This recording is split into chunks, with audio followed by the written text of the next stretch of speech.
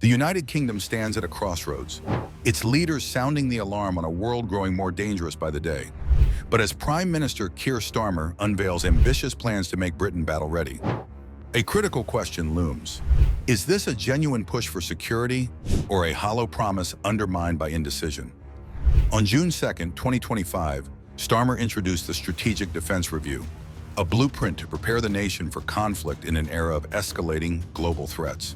With Russia's aggression cited as the primary concern, the review proposes a bold overhaul, up to 12 new attack submarines, a £1.5 billion investment in cutting-edge battlefield technology, and a Royal Navy reimagined as a hybrid force blending drones with traditional warships. Over 60 measures aim to fortify Britain's defenses, create 30,000 jobs, and strengthen NATO alliances. Yet beneath the surface, a funding row threatens to unravel it all. The government has committed an additional £5 billion to defense this year, with a target of 2.5% of GDP, roughly £85 billion, by 2027. But the critical goal of 3% of GDP, seen as essential to modernize the armed forces, remains a vague ambition, tied to economic conditions and potentially delayed until 2034. This hesitation has sparked a firestorm of criticism. Shadow Defense Secretary James Cartledge calls the review an empty wish list without guaranteed funds. The Liberal Democrats' Helen Maguire warns it risks becoming a damp squib.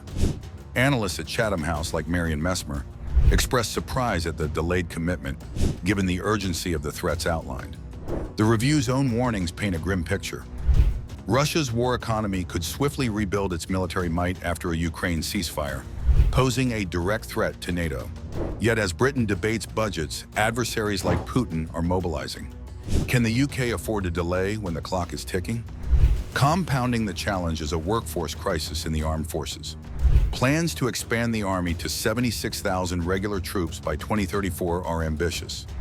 But without robust funding, will these forces have the tools to succeed? The review also pushes for faster procurement of drones and an expanded cadet force. But these hinge on resources that remain uncertain. As the NATO summit approaches in June 2025, Britain faces pressure from allies to commit to higher defense spending, potentially 3.5% or even 5% of GDP. Defense Secretary John Healey defends the government's approach, pointing to Chancellor Rachel Reeves's efforts to stabilize the economy as a foundation for future investment. Over £1 billion for a digital targeting web and £400 million for other initiatives are cited as proof of progress. But critics argue that confidence alone cannot bridge the gap, especially with controversial moves like cutting international aid to fund defense. Starmer's vision, articulated at Glasgow's Govan Shipyard, calls for a whole-of-society approach to unite the nation. Yet without a firm funding commitment, this unity risks ringing hollow. As the world watches, one question cuts through the noise.